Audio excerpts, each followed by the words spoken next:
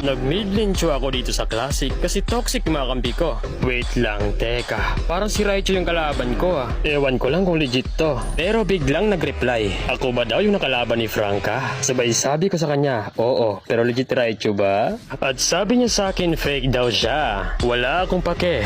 Gusto mo isusunod kita?